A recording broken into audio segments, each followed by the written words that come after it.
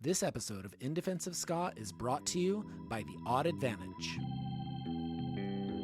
The Odd Advantage are a ska punk collective from Southern California that started in 2015. This 10-member unsigned band is from Hemet, California. We're listening to Mystical Herb. It's their first studio recording. It was done at Pot of Gold Recording with David Irish. You can catch them August 27th with 2:30, Captain Smooth Talk, and the Busted Uglies at the Cedar Center in Lancaster, California. If you would like to advertise with us, email us at indefenseofska@gmail.com. Twitter used to be a boring app. Then, one day, Jake Matter decided he would create an account specifically to ask famous people if they liked Ska or Nah. Surprisingly, many replied, like Elvis Costello, Guar, and Matthew Lillard. Those three all yes, by the way. Today, we bring on Jake to talk about his now infamous Twitter account, as well as his excellent ska core band, Grey Matter. We even get him to tweet at a few celebrities during our chat. One of my favorite things on Instagram, every time Jake goes to Goodwill and finds old electronics from the late 90s, early 2000s, and then fixes them. I really want to go to Jake's house and just look at all the stuff Jake has. He's a good collection. Is there a different social media platform that you happen to see Jake's work on? What were you thinking? There was like a specific one, like a like it's Jake specific social media. It's only Jake all the time. It's only Jake's. Onlyjakes.com. No, what I'm saying is, okay, so Instagram, there's a thing you like to do and see what Jake is doing. On a different one, let's say Twitter. Do you ever check in on what Jake's doing over there? Oh, yes, but that's under Jake's superhero pseudonym, Ska Or Nah. Yeah.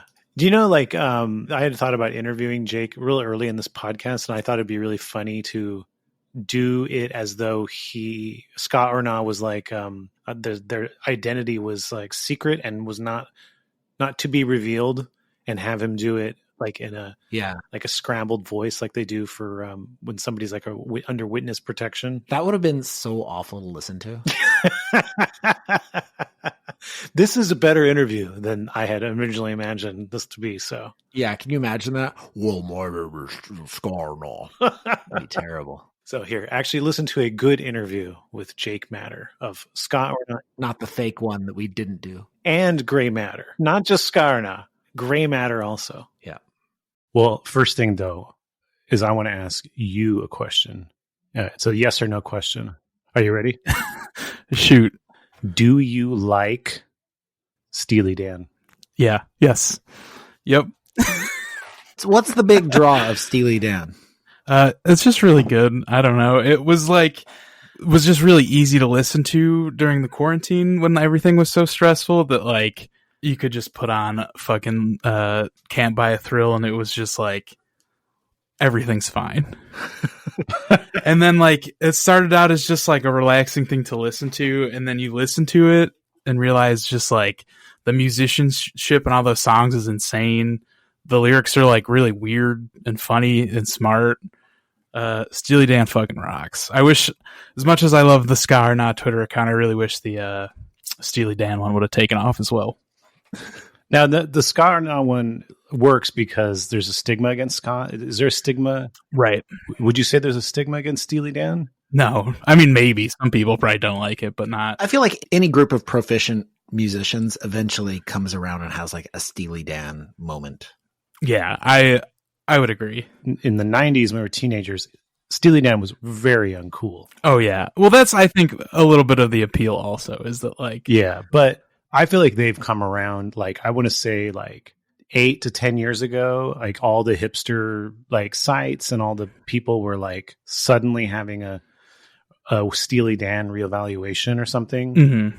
And so I don't think they're viewed as uncool anymore, but in our youth, they definitely were. They were definitely our parents' music, and it was, like, the most, you know, that's the music you hear in the grocery store level of like your parents' music. Right. Well, that's like also I inherited a lot of my dad's record collection a while ago, and my dad just had 3 copies of Asia, Mm-hmm.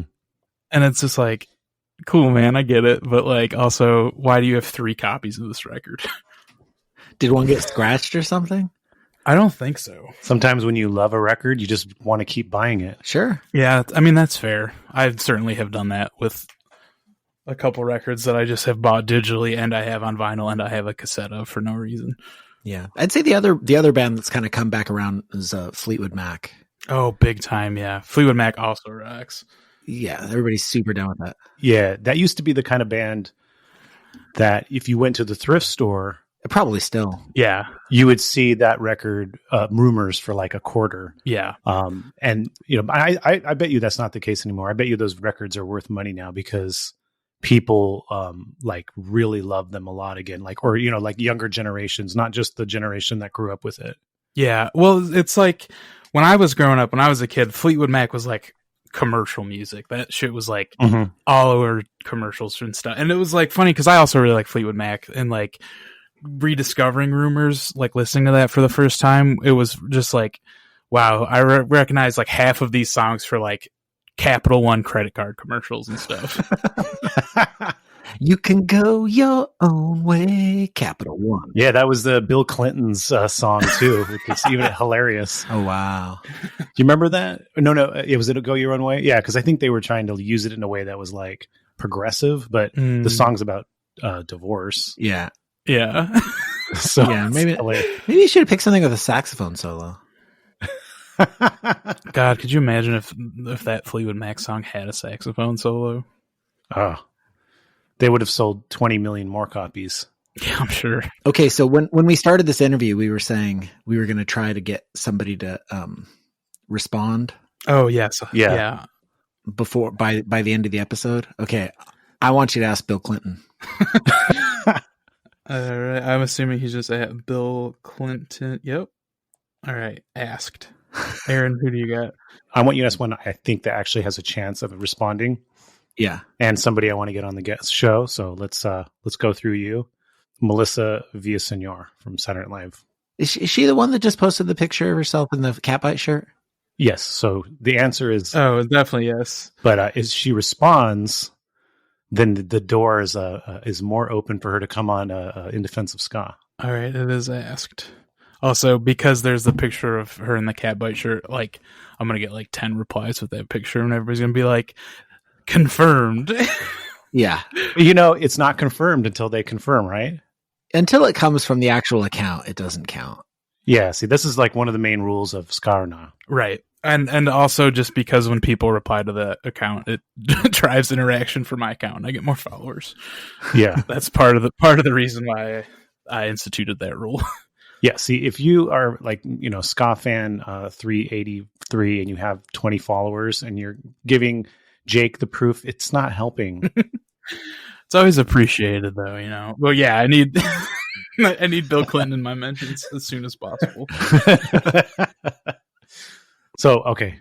I want you to defend nu metal. Oh, it's just fun. It's so good. You've threatened to write a book called In Defense of Nu Metal. I forgot I did that. I did. Yeah. So let's hear it. Let's hear your pitch. It's just, well, now you put me on the spot. Now I'm like thinking of all the bad things associated with nu metal. But like, when was the last time you listened to like Break Stuff by Limp Bizkit? As infrequent as possible would be my answer. I would recommend after this, open your mind and go listen to it because it's like so good. It's just like so catchy. It feels so good to listen to. Like, I love it. And like, I feel like, especially like, I don't know, obviously y'all don't love nu metal, but like, I don't even really love it either. I just specifically like Limp Bizkit because that new Limp Bizkit record that came out last year is like really self-aware and funny. And I think that specifically that new record is worth a listen all the way through. I mean, there's like a lot of like bullshit on it. Fred sings a lot on it, and that I don't care about that at all. But like, Dad Vibes is a good song. Dad Vibes is okay in the category, which I know is kind of a loose category, but in the category of nu metal, Are there bands that you go, hey man, then this is an actual good band?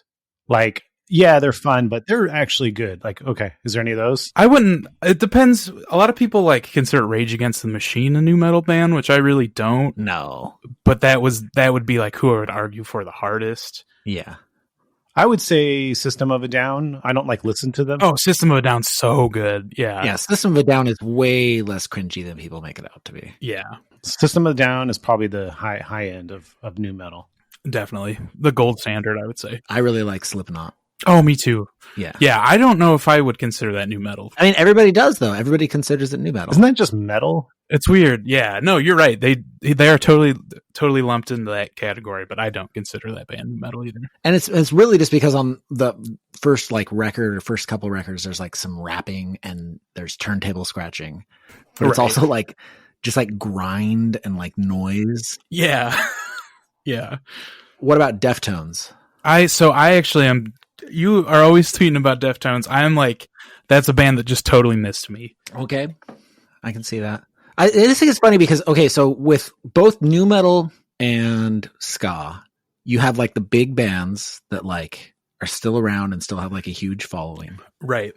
Like for new metal, like Limp Bizkit would be like at the top end of the like most well-known bands. Right. And like Papa Roach would probably be like the bottom end. Like, yeah. But they still have like a huge following. Yeah. And then then with ska, you have what? Goldfinger, Real Big Fish. And then like Less Than Jake is probably like the low end. They're probably like, about like the Papa Roach level. But then if you look at like the other bands, the like C and D level bands that like never really got their druthers, the ska bands are way better than the new metal bands. Definitely. So we, so I have played in Gray Matter since I was like 19. I'm 27 now. And over the course of being in this band, have like kind of witnessed all the local scene go mostly from like metalcore to like emo. And like when we first started playing shows, we played a lot of shows with bands that were like metalcore, but also like a little bit new metal. And that shit is so bad. Like that, if like, God, like the good metal or the good new metal is like good, but like the bad shit is so bad. I mean, that's that's true for anything, but I also feel that way about ska too. The bad ska is really bad. Yeah. Yeah, but I feel like the bad ska though is still like earnest. It's usually because of bad playing. Yes. Oh, absolutely. Whereas with new metal, it's embarrassing because they're taking it like hyper serious and it's just not good. Yeah. I feel like the ska bands, like the young, just starting bands, get a bad rap for being, not very good players. But it's like that's where you start. And I could never fault somebody for that. Like Gray Matter was really the first band I ever played in that really played shows, and I was bad for a long time. Yeah, and some of those bands get good, and and I would say the bands that are like proficient players but aren't that good in the ska category, at worst are probably just boring, like not bad, right? In my opinion, it's just like, oh, I guess I've heard this before. It's not really pulling at me, but it's not bad. It's not like I'm listening to this and going like, God, this is horrible. Turn this off. It's not like a net detraction from society that exists, whereas some of the like new metal shit is just like, buddy, you don't need to be screaming this in this basement like this. Now, Jake, Adam has attributed some of the reevaluation of new metal has faulted it on some of the success of the ska scene and ska music of being reevaluated. What is your take on this? I could see it, because I think that to like specifically people that maybe don't like either, I think that they both can be very annoying. Yeah. You know what I mean? Like if you think ska sucks, that shit's annoying. If you think new metal, like they're just both like, there's a lot of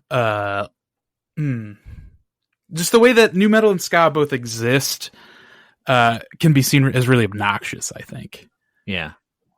Yeah, and they both get associated with the 90s, even though ska has a much wider, bigger history. Yeah. So they go like, oh yeah, 90s ska isn't as bad as I thought. Maybe 90s new metal isn't as bad as I thought. Were there any band? Do y'all know of any bands that did it both, like ska new metal? Ska new metal. Adam?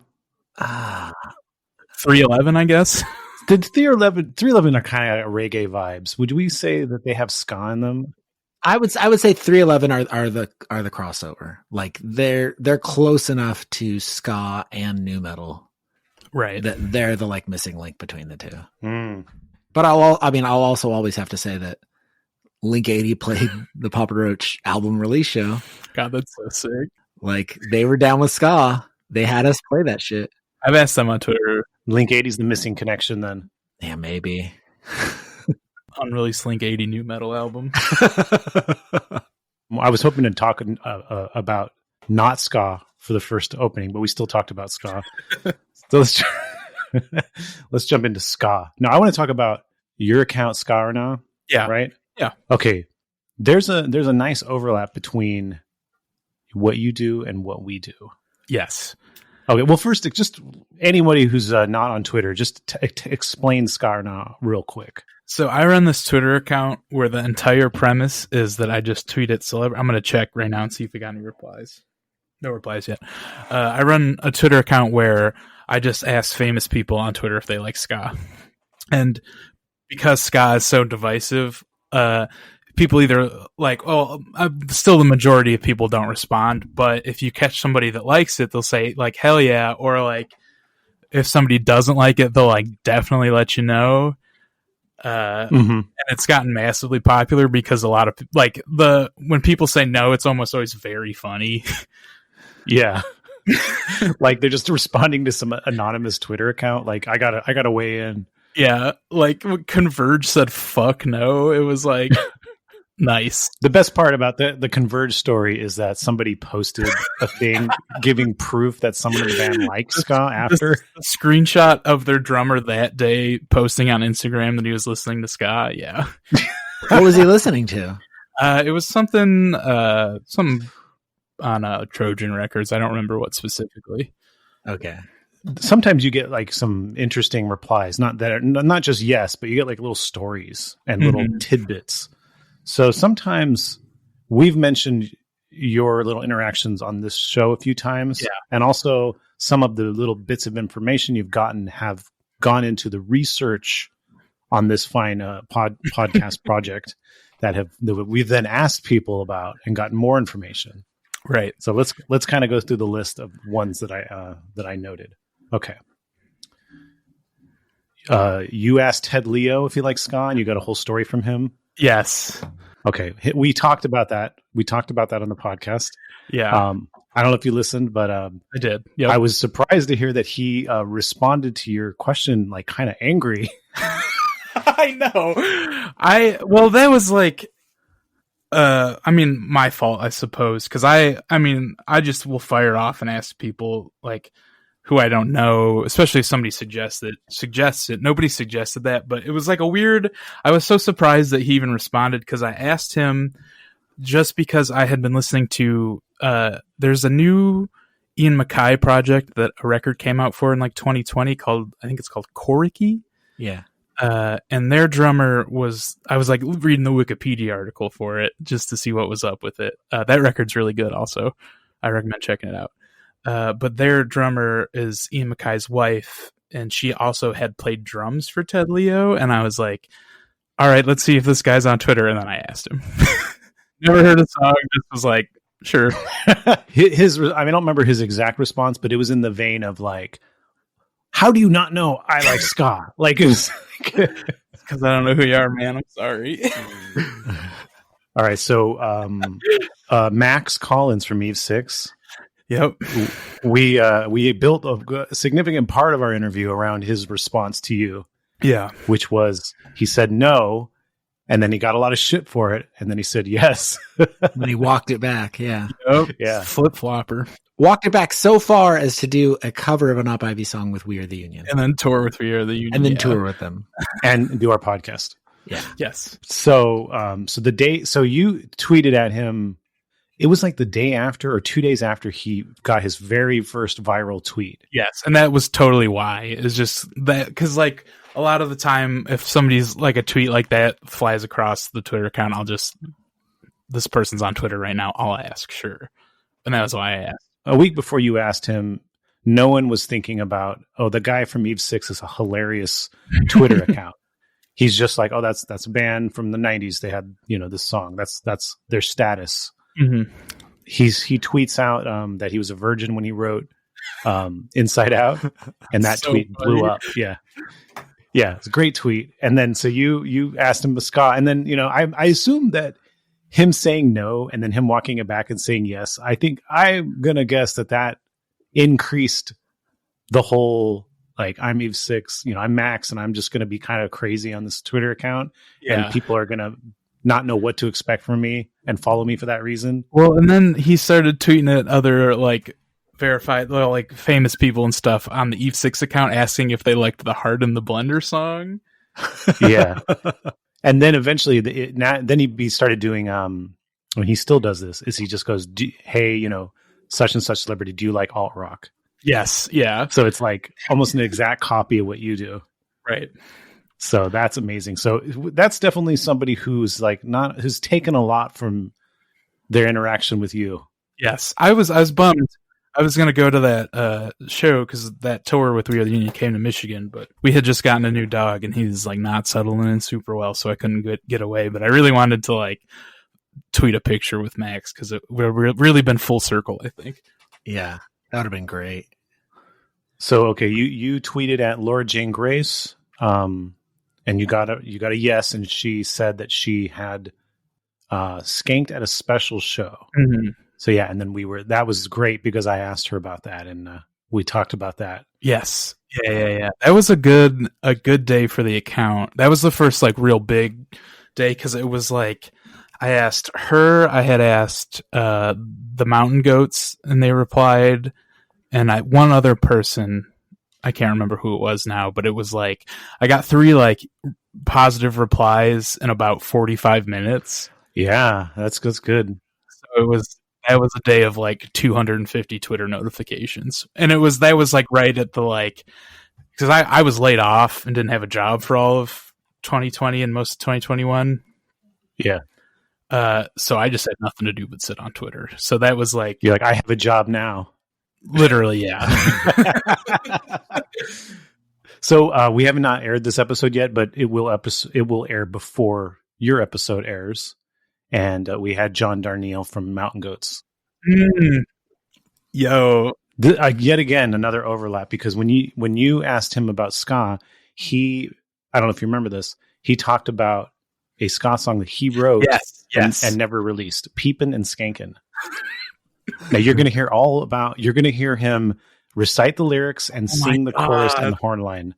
Oh, I can't wait.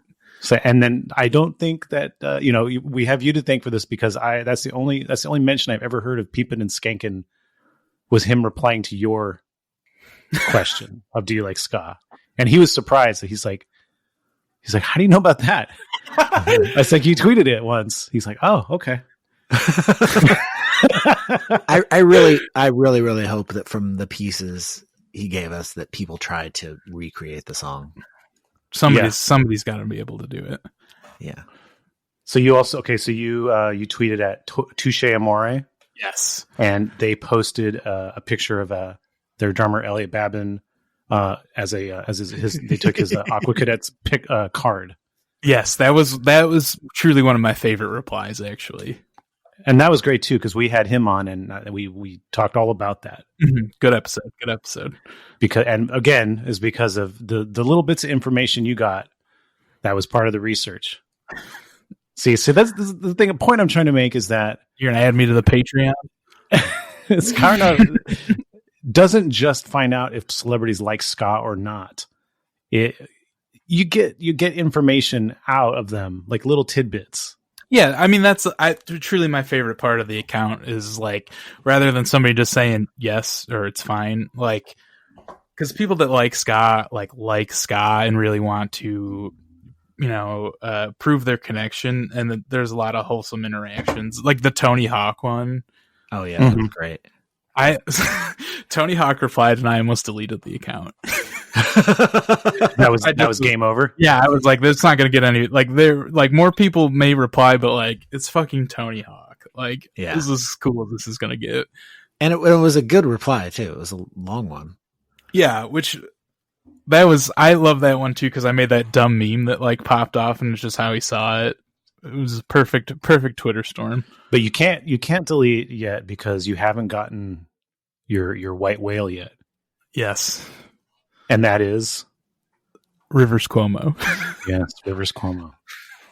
That was like the genesis of the Ska Or Nah account. Was I would ask people like on my Twitter account all the time. I would just tweet at people.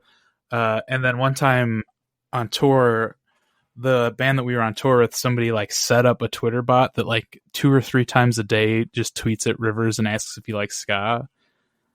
It's still up. It's still going. It's still going. Oh, this is why you're not going to get a reply. I'm sure. You have to disable that bot, and he's got to have space. I don't have I didn't make it. I don't have the password. But we got to figure out how to disable it. Okay, whoever made that bot, please disable it and give him some space. Yeah. Ryan, if you're listening, please. He needs like a good month of not being asked if he likes ska before he'll respond to Jake here. He's never going to reply. It's fine. So this is another example of how the rules work, because, you know, he re-recorded a Scotalight song with Todd Rundgren. Todd Rundgren, yeah. And so people are like, see? Everybody, every time. But it doesn't count. Right. It doesn't count until he says yes. Yep. Until he says, duh, I recorded a song with Todd Rundgren. Right. He could literally, if he just replies with that link, I would be through the roof. Tony Hawk was that was a white whale as well, yeah. right? Yeah. And you had been, before you got a reply from him, you had been talking about raising money and getting a cameo. Yes. So that you could ask him. Yes. I still am kind of planning on doing that. I'm always like, next time we hit an even 1,000, I'll do it. But I hit 5 and had gone back to school and wasn't working. So I was like, I'm not going to spend this money. But I think that once I hit 6, which I mean, we're like 900 away from, I'm going to finally do it. So does that mean that you'd asked him several times before you actually got the reply? Yes. Yeah. Probably. I think Tony Hawk, besides Rivers, was probably the person I had asked the most. I think it feels like it, at least, because it was always easy to be like, I'll just ask Tony Hawk right now because I'm bored. That's the other genesis of this Twitter account was when I started working again. I just was delivering pizza and doing nothing at work when I wasn't driving my car. So I just would be like popping them off and like sitting in the back of work on Wikipedia, just like clicking on people, seeing who has a Twitter, who uses the Twitter. Because I like try not to ask people that aren't active on Twitter, because it's just like, yeah, unless it's funny, but like nobody's going to reply. Yeah. Do you take into consideration like, oh, they may or may not like ska, or is it just like, I'm going to ask people who are on Twitter? I'm just going to ask usually. I mean, I'll ask, anytime I ask like since Converge said no, whenever I ask like a heavy band, I'm like, it'll be funny if this band says no, but for the most part, no, it's just who is like active on Twitter that I think might reply. Now I know that aside from Converge, Ken Jennings also said no to you. That was right. Ken said no on my personal account, and and I was like, I can't believe Ken Jennings just dunked on me on Twitter. I'm going to make a Twitter account for this dumb thing I do. So he actually ultimately inspired the account. Yeah. Did he say no, or what did he say? So I didn't outright ask. I tweeted. I was like, hey, does anybody know how to get a hold of @Ken Jennings? I have a very important question. And he replied and was like, I know a guy, or some dumb bullshit. And I was like, do you let? So I asked him, and then he just all caps, no, it's really bad. Who else has said no that you can think of? The hardcore band Mind Force said no. Okay. I can search real quick and see. You have a tab for ska and one for nah.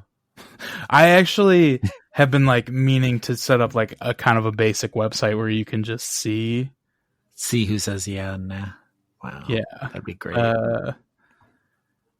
Keith Buckley from Every Time I Die said no. That's what broke up his band. I know, right? It was like pretty close to that, actually, too. Yeah. Well, Eve Six said no. But he Walked that back. Yeah. he walked it back, and then he came on our podcast to make amends.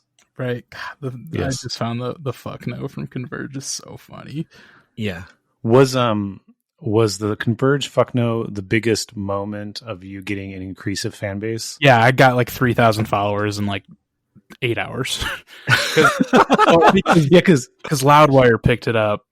Yeah, people were like sharing the screenshot of that interaction. It was like going around the Facebook groups and stuff. Yeah. I love the some of the people get a really enthusiastic yes, like what's his face? Brian O'Halloran? Say his name?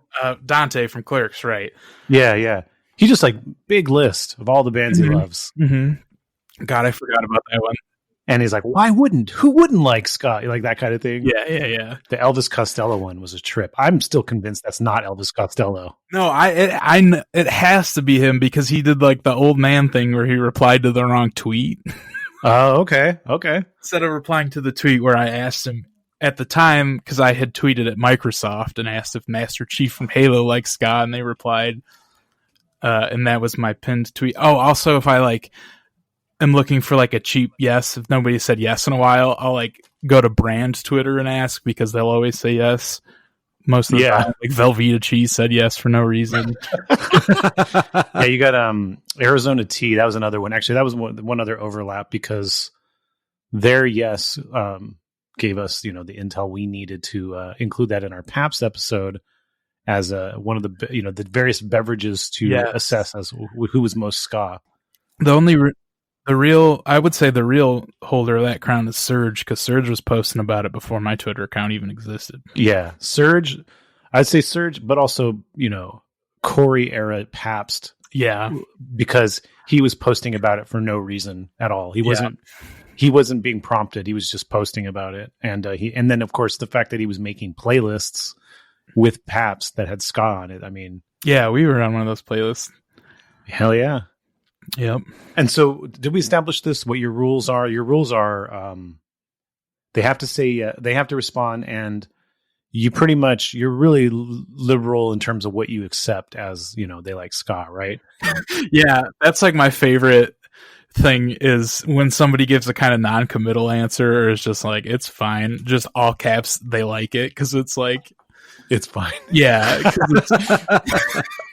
Or I like when they go like. I like Bob Marley's old stuff, and that's it. And you're like, they like ska, right? Because I always do that with I like have kind of hoped that somebody would reply and be like, I didn't say yes, but like nobody has ever like called me out on it. All right, so you play bass in Gray Matter? I do. All right. I used to sing also, but I don't anymore. Why do you stop singing? Because I kind of hurt my voice a little bit because I was like yelling, and then also it was like kind of got to the point where I could like half-ass two things or whole-ass playing bass, and I think bass is more fun. Mm-hmm. I stopped singing, and Mac stopped playing guitar and started singing full time, and I think that's like just a way better layout for our band. Are you were you founder of the band? Yeah, so it's of the five of us now, Nick, who plays drums, Mac, who sings and plays saxophone, and I are the founding members. And then Pip and Merlin have been around for a couple years. We actually asked Merlin, our guitar player, is our most recent member, and we like asked them to like come to practice and see how it felt. And then the next practice we had got canceled because of coronavirus. And then we didn't have practice for like a year and a half. So like they were like, hell yeah, I'll be at the next one. And then just like didn't. Oh yes. We know the story. Yeah. The coronavirus, every band's coronavirus story. Yeah. Our record that also came out the day that, the United States declared a state of emergency. Oh man! You guys were in one of the earlier Bad Time Records bands, and also kind of before Bad Time became a bigger thing, and right when coronavirus hit too, so you didn't have the you know, touring ability off that record, and you didn't, and it was released before Bad Time really took off. Yeah. So kind of a weird timing for all of that. It did that, considering that it did so much better than I thought it was going to. I mean, it's like sold out now, which is still feels insane. It's been like 2 years, but like I was worried we were going to have records forever. Yeah. But I mean, if you would have released it a year later, I bet you know, it was sold out before, you know, it all at pre-sales would have sold out. Oh yeah, I'm sure. But like, I mean, there was no precedent for that. And also like, we were so sick of those not sick of those songs, but we had been playing those songs for a long time and like really wanted to have that record out so we could like, A, so people could actually listen to it, and B, so we could like start focusing on other stuff. Yeah. Well, I mean, you obviously had no idea it was going to be a state of emergency on the release date. So yeah, exactly. Were you guys planning on touring, or what was your plan? So it's a little hard to say. I think that we had kind of planned to take the summer off and maybe do like an end of summer, like early fall run. Because the year before we did like a summer West Coast run, and it was like incredible, like the best tour I've ever been on. And then we did 2 smaller like Midwest loops that sucked really, really, really bad. So there was like, I think that we kind of got back from the like 2-week run we did. I think it probably would have been in like August or September, and we're just like, all right, we need to like take a break from playing shows on the road and like get this record done. And then I think that it kind of would have depended on how well that record did in a alternative no COVID reality. If like that record would have like popped way off, which I mean, it did better than we expected, but if there would have been like demand for us to tour, I think we would have considered it. We did. God, I was like real close to financing a van. I was like saving my paychecks, and it was like literally like, we went and looked at a van. I got my credit ran. I like really came close to financing like a $10,000 van, and then was just like, I'm just going to wait until this record comes out. And then I got so lucky. Yeah, that would have been such a bummer, especially because you also ended up losing your job because of the COVID. Right. Yeah. Right. Yeah. Well, and then what was the bit also with you owing the government a bunch of money? Oh my God. So, so what had happened with that was I got laid off, and then the manager that laid me off about a week later quit with no 2 weeks, just walked out and was done. So I was on unemployment for, you know, that. So that was like March to December, right? On unemployment that whole time. And then the way that, at least in the state of Michigan, it worked was they extended the like pandemic unemployment more, but you had to like re-sign up again and like resubmit all your stuff. And I like misclicked a box on something because it wouldn't go through because there was like issues. I'm sure this is the same way everywhere, but like the Michigan state unemployment system is like very bad and was not set up for that influx of people. So like I misclicked a box and my account went under review. And so they called my previous employer, and the person they talked to was like, I don't know who that person is. He quit, which immediately like voided my account for the last, you know, like $17,000 of unemployment or whatever. Oh man. Yeah. And then like, because unemployment was so swamped, I had to like keep calling and keep protesting. I got a free lawyer, like a low income free lawyer eventually, and had like an adjudication, like legal phone call. And like, thankfully, like she was able to like get it all sorted. But like, that was like, I think probably the most stressful part, like a couple months of my entire life. Cause it was like, that $20,000 would have put me in a bad spot. Yeah. Yeah. Paying that off forever. Right. Cause there's interest on it too, and you had to pay it back. And like, my partner and I just bought a house. So I was just going to like, well, I'm about to drop out of school, even though I just went back and just like go work 60 hours a week to pay $20,000 to the government for nothing. Jeez. That didn't happen, which was very tight. Yeah. And then the government official came to your house and they said, You claim you're unemployed, but I see that you have a job asking celebrities if they like ska. I was worried because like they sent me a bunch of like fraud, like vague paperwork about if I was committing fraud or not, and I was worried I was going to get audited because I did sell a lot of Ska or Nah shirts. Yeah, fraud or nah. This was the government account tweeting at you. That's a good idea. Yeah. That's your next account. How many of these wall plaques that say in this house we believe ska's not dead? How many of those did you sell? We sold 5. I have one. I have the ability to make more. I have one. Oh yeah, I forgot I did send you one. Yeah, my partner has a Cricut, and those metal signs are just from Dollar Tree, so like we can buy them and make them pretty easy. They're like a pain in the ass to ship, though. Yeah. I sent yours in that vinyl mailer as a joke, but like the other ones I had to like buy smaller mail, and it's just a pain in the ass. It was like fun to do that shit when I wasn't going to school and didn't have a job, but I'm like in school and have a job now, so I'm going to do that less often probably. Yeah. What's your top selling merch? The hats, well, it's like kind of a tie between the hats and the Ska Sucks, JK, could you imagine shirts? Both did super well. I sold more of the shirts, but it was because I took pre-orders versus the hats. I just like had some printed and sold them, but like the hats were like gone immediately the first run. I was like, I'm gonna do 12 of these just to like see how it goes, and I like tweeted the picture and they were fucking gone. The Ska Sucks, JK, can you imagine? It's such a weird, hyper specific joke.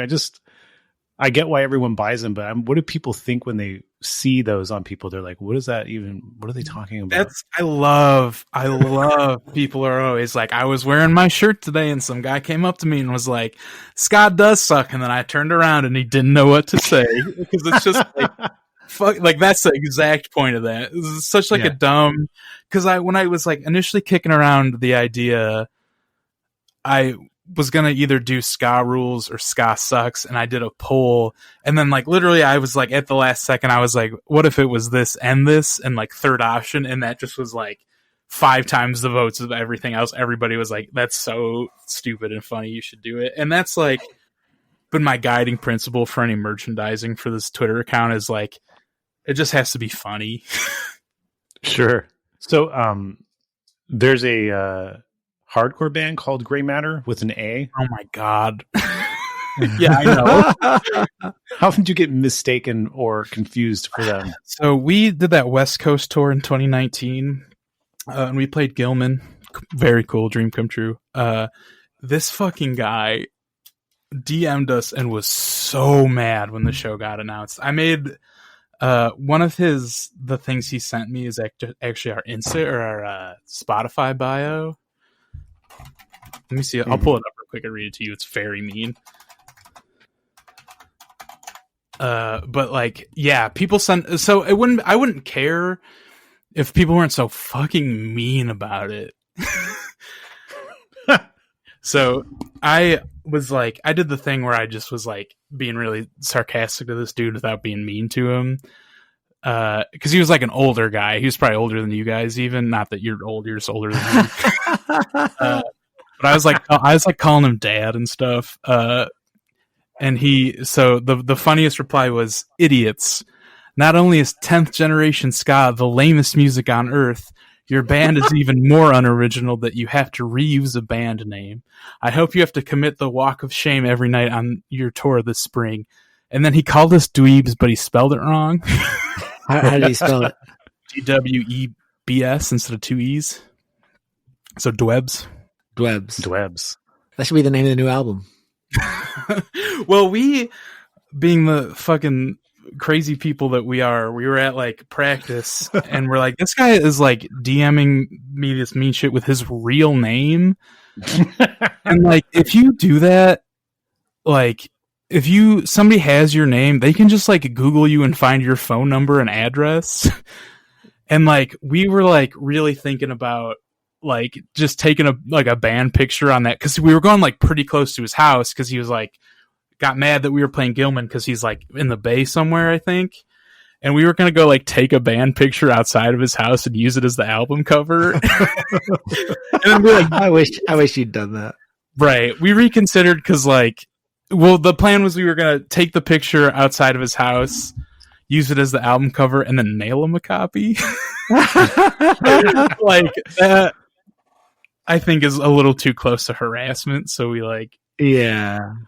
There's another band. Now, I don't think this has or will impact you ever, but there was another band called Gray Matter, and that was spelled with an E, just like your guys' band. yeah, Have you heard of this band? no, Okay, so they were from San Jose in like the late 80s. what were they good? Pretty good. It's like kind of like psychedelic furs style. Oh, cool. Like, okay, they and they're a little before my time, but the reason I know them is because the drummer of that band started. He opened this venue called the Cactus Club, which was like the main venue in San Jose, all through the 90s. Right. That we would go to, and that was when I first heard of your band. I was like, Gray Matter, what's going on? So I'm probably the only person that confused you with that band. For that band, yeah. No, I've never gotten that. It just sucks because like I said earlier, we started Gray Matter. I was like, me and Nick were 19, Mac was like 22, and it was like whatever. We got the name from a Deltron 3030 song. Mm-hmm. But people are always like, oh, from Breaking Bad, right? And it's just like, I've never seen that show. So I'll just like say yes. People will, like ask me what it's from with a theory, and I'll just like agree. Whatever the theory is, just agree with it. Yeah. We were real close to changing it before the record came out, Climbing Out came out, but like we were all finally like, yeah, it's time to do it. Let's change it. And then just couldn't come up with anything.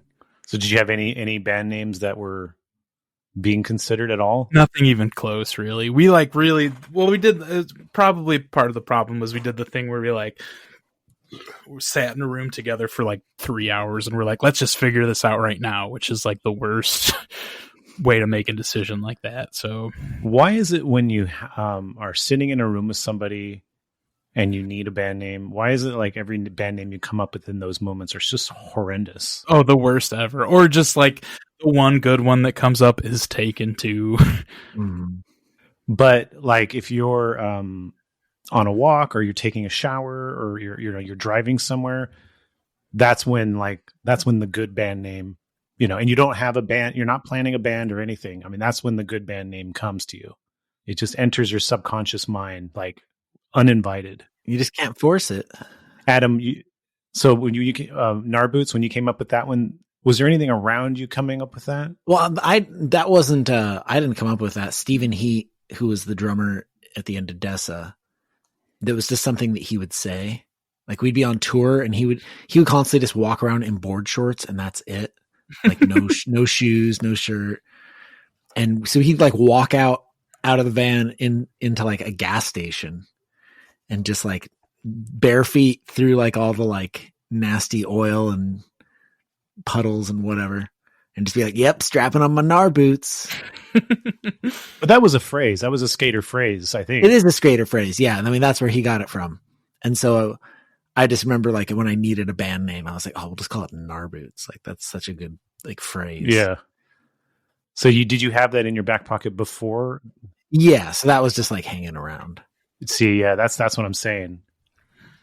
You gotta just have those when you have to be in between bands, and then you'll get the names. So you guys are from Lansing, Yeah. Lansing, Michigan. Tell us a little bit about the scene there, the ska scene. Is there other bands? No, well, so Lansing is like a pretty small city. It's the capital, but before, I can't remember the exact year, a long time ago, Detroit was the capital, but it was too close to Canada. So there was like worry that I think they were at like the United States was a new country at war with Britain still. And there was like worry that Detroit would be invaded through Canada too easily. So like they just made Lansing the capital out of spite. Cause like Kalamazoo was trying to get it there and Grand Rapids was trying to get it. And like, so Lansing is like a small city. I don't know why that story has nothing to do with the scene here, but but it's a college town though, right?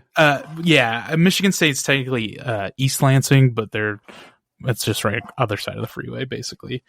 So there's like a scene at Michigan State. There was a little bar here called Mac's that closed that I did sound at, that we played like all of our first headlining shows at. That was like a real special place for a long time, and it sucks that it's gone, but there was like a good house show scene around here too. It's kind of been weird to watch things shake out now because COVID closed all of the venues here, basically. The little spot, the big spot.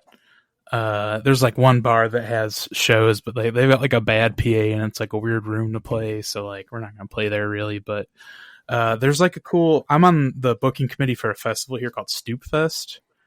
And that was the only show Gray Matters played since COVID was Stoop Fest like a month or two ago.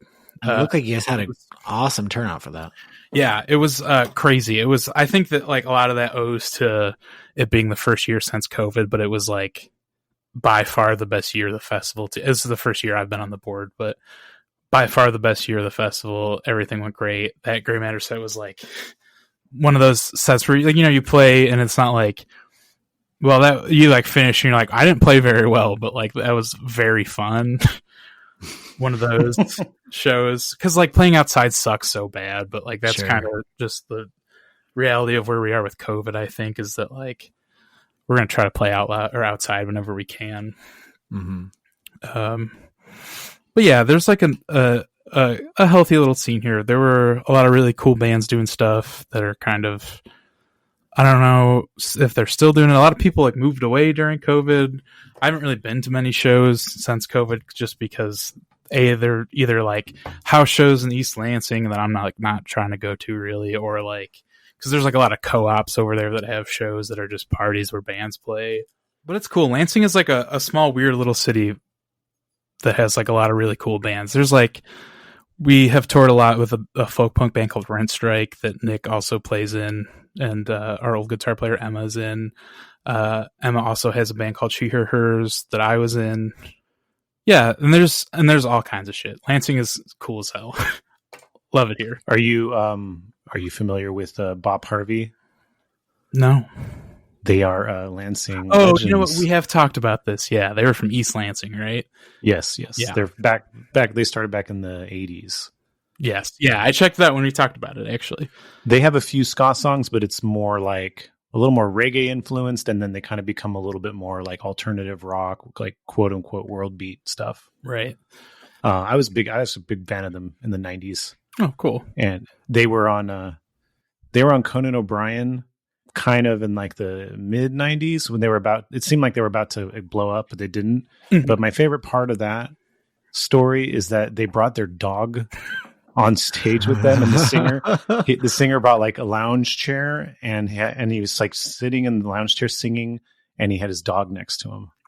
Cool. And I never saw the band live, and then I got to talk to like the bass player of that band, and I was like, I love that Conan O'Brien thing. Did you guys do that normally? Did you normally just bring your dog on stage? He's like, no, that was the only time we ever did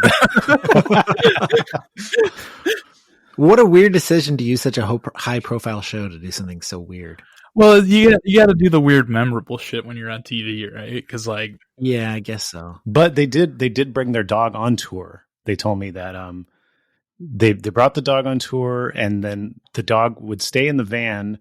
You know, when they did the show, and they said the dog was like on guard, ready, just was guarding the van, and nobody fucked with the van because the dog was in there. Yeah. So yeah, there's a lot of like folk punk bands do the dog on tour thing. Yeah. I respect it. It seems like it'd be really hard to manage.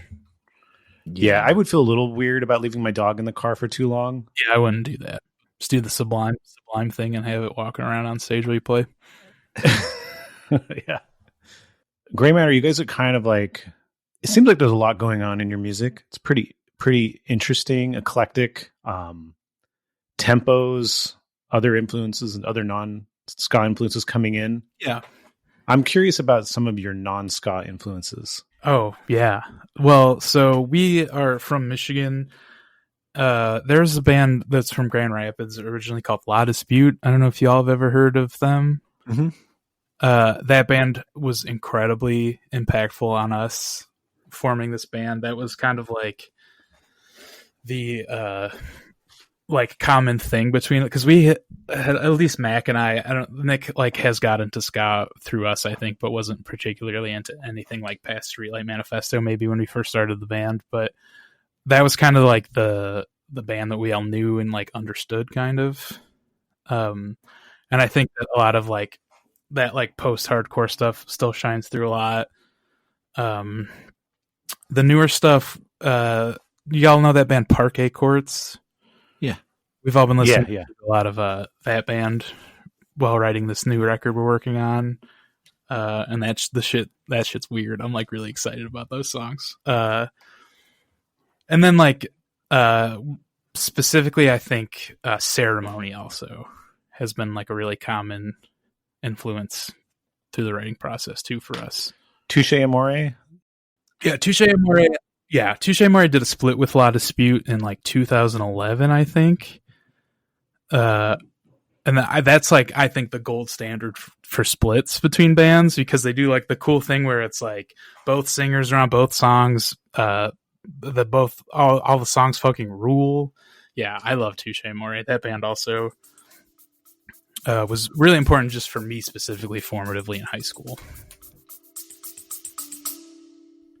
In Defense of Ska, we'll be right back. Do you love discovering new music? Are you interested in the issues facing women, queer, and femme people today? Then join me, Izzy, host of the intersectional feminist music podcast Sounding Out with Izzy. Each week, I interview guests ranging from DIY musicians to established bands about the challenges of navigating the music world as women and femme people today. We discuss the music that inspires them, their songwriting process, everyday lives, and more. Click the link in the show notes to discover some great new music and support the musicians empowering women and queer people today. Listen to Sounding Out with Izzy wherever you get your podcasts. And Blue Meanies obviously are an influence too, right? Yes. So the funny thing about that is that for the first couple years we were a band, people would like tell us that we reminded them of the Blue Meanies, but none of us had ever listened to the Blue Meanies.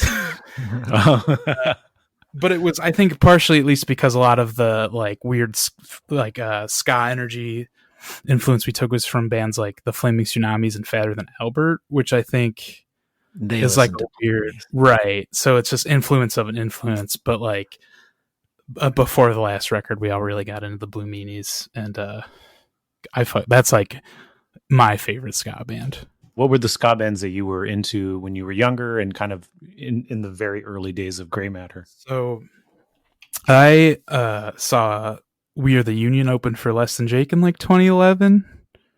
And that was like one of the first shows I ever went to. And then I just saw We Are the Union like every time I could.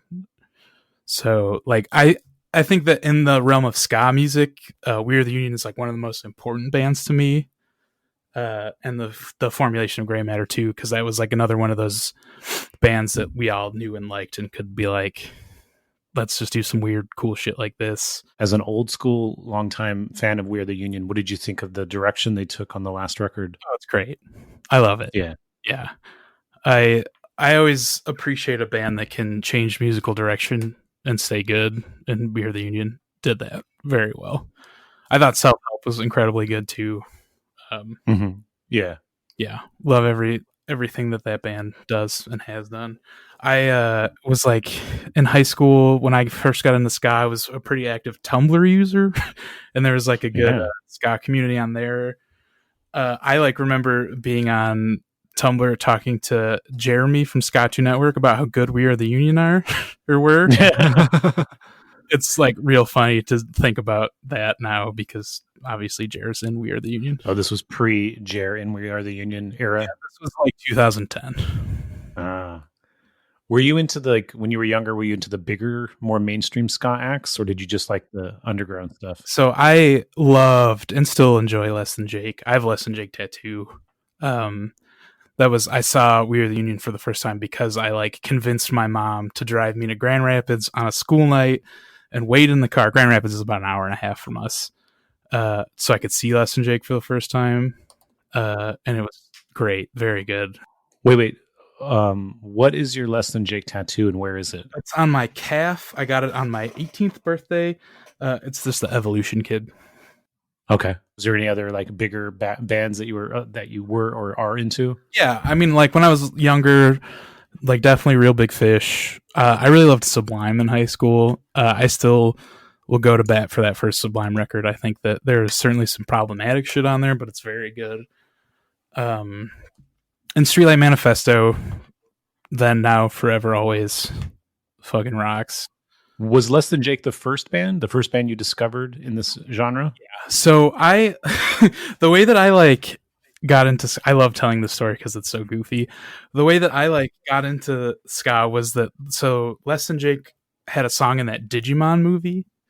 I think this was the entry point for a lot of younger people. Before Jer explained this to us, I don't think the word Digimon even entered my brain. Because it's like different Pokemon, especially then. It was not on my radar at all. Yeah. So anyways, yeah. So I got really into Less Than Jake I like had taped that movie off TV on like a tape when I was a kid, and then just like liked that song, found it on the internet, and then like pulled up the Less Than Jake Wikipedia article, and then was just like related artists on like LimeWire and just downloading everything I could find.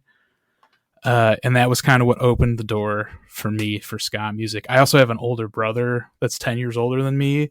And he like came to visit one time and I was like, have you ever heard of this band? And he was like, I love that band. And then he showed me a bunch of bands too. But that even still, sometimes if I'm like getting into a new band, I'll like pull that Wikipedia article up and be like, related artists, what do we got? So, Climbing Out, that was the Bad Time Record album you released in 2020. Yeah, it was on Bad Time and Choke Artist too. Oh, okay. Before that record, you Gray Matter put out some stuff.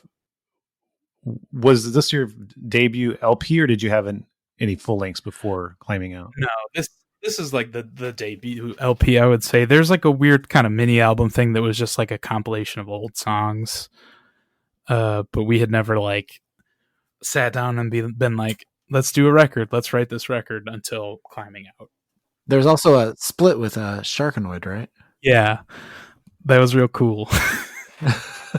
Sharkanoid, for anyone who doesn't know, is a band with Dan Pothast, and is it also Rick Johnson? Yeah. So I've never met Dan. I don't know if Dan even knows that split exists. We did all that through Rick, because Rick recorded Climbing Out and most of the other stuff, and is my friend. Okay. So Climbing Out, like, there's a lot of songs on there, like, let's see here. Not My Friend. I think it's pretty overt song about dealing with friends who are maybe have racist views and maybe won't let them go, you know. And other songs about, what sounds like a lot of songs about growing out of like maybe some bad parts of your past, you know, to become a new, better you. I don't know what level you had in writing the lyrics, but I'm just curious, kind of like the stage that was, you know, around you guys as you were writing this record. So I wrote almost none of the lyrics, but Mac, who sings, wrote the majority of everything, I think. But we're all originally from Livingston County, which is like 20 to 30 minutes from Lansing, and it's like a small farming community. The county seat is this town called Howell, which was the where the Ku Klux Klan was based for a while in like the 70s, oh, wow. 80s. So a lot of like, specifically like Not My Friend is kind of, they're, unfortunately we all grew up with a lot of shitheads. Mm-hmm. Partially coming to terms with just like these people that you've always known are just the terrible. That was a pretty common theme. I mean, I don't want to speak for Mac, but definitely for me as a kid, and, you know, becoming a conscious human being that has my own thoughts. There was a lot of growing away from people like that. Did you grow up in an environment where you were taught those things, or is it more you became aware of how pervasive the racism and the bigotry was around you? I don't know that I was necessarily taught those things. Both of my parents are pretty progressive and very cool. My dad, I think, kind of instilled a lot of my politics in me. But I definitely remember like realizing as like specifically in high school that like, wow, a lot of these kids say the N-word all the time. This is awful. Like, I don't it's not funny. So there was maybe a time where you know, not necessarily that you subscribed to what they did or said, but it didn't hit you maybe how terrible it was until you got a little older. Certainly, yeah. Especially with like when you're like a young kid and everybody is just like saying shit that their older brother said, or I mean, not that my brother was saying that shit, but like, you know, when you're just like a kid and somebody's got a cool older brother that like smokes cigarettes and swears and says terrible shit, you think that person's cool until you're older and you have this, you know, different perspective and you're like, oh, that dude was a fucking shithead. What did you get, you know, a better perspective, if you will, from, you know, the music scene, or was it just your own natural evolution growing up? Some of both, I think. I was and still am a pretty serious reader as a kid. So I was reading a lot of books. I think that's like really important to give perspective, but also like I was listening to a lot of punk. I really love specifically Propagandhi was a band that really opened my eyes to a lot of stuff. Mm-hmm. That's another band in the non-ska gray matter influences, specifically Less Talk More Rock.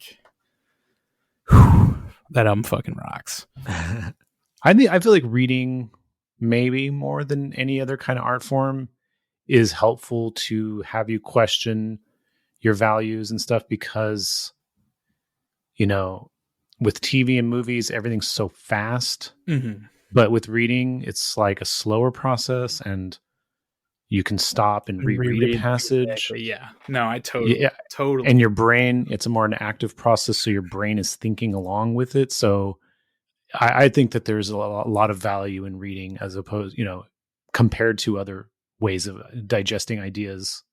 Did you have any specific books that were really important to you? Yeah.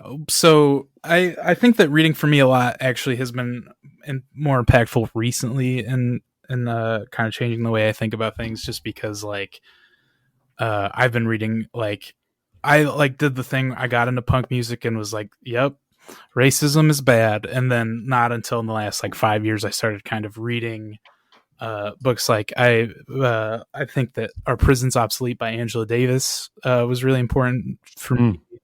I'm reading A People's History of the United States right now. Incredibly good. Fucked up. Trying to think. I read that Naomi Klein book, The Shock Doctrine, also was like a real eye opener. I would recommend all those. Very good.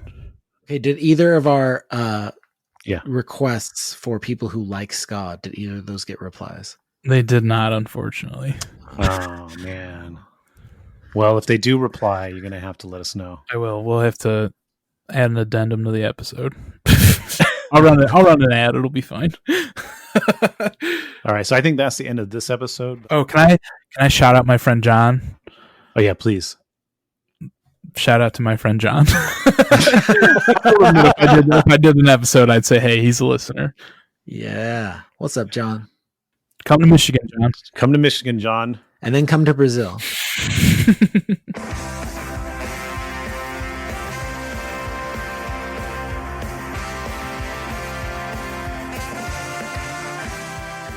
Thank you so much for listening to In Defense of Ska.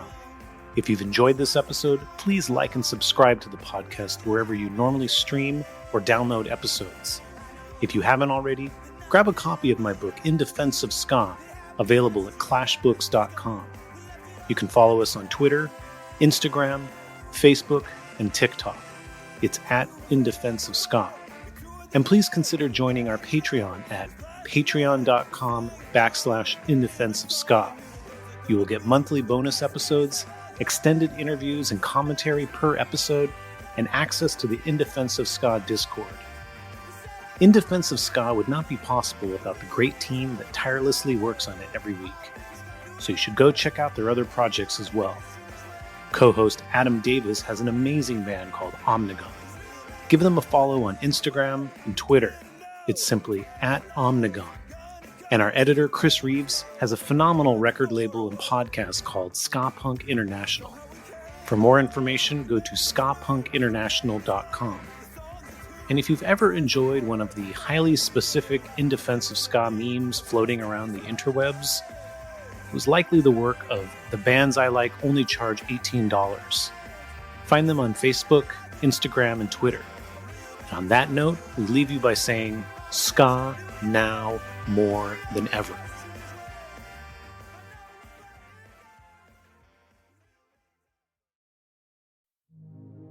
Okay, you're still here after the sign-off. You want more? We have more. Over on our Patreon, we have so much bonus content. Listen, if you're looking for more In Defense of Ska, if you're looking for some behind-the-scenes moments, if you're looking for just Aaron and I talking to each other, for only $5 a month, you can get that. So why don't you head over to our Patreon and subscribe? We really appreciate it. Thanks.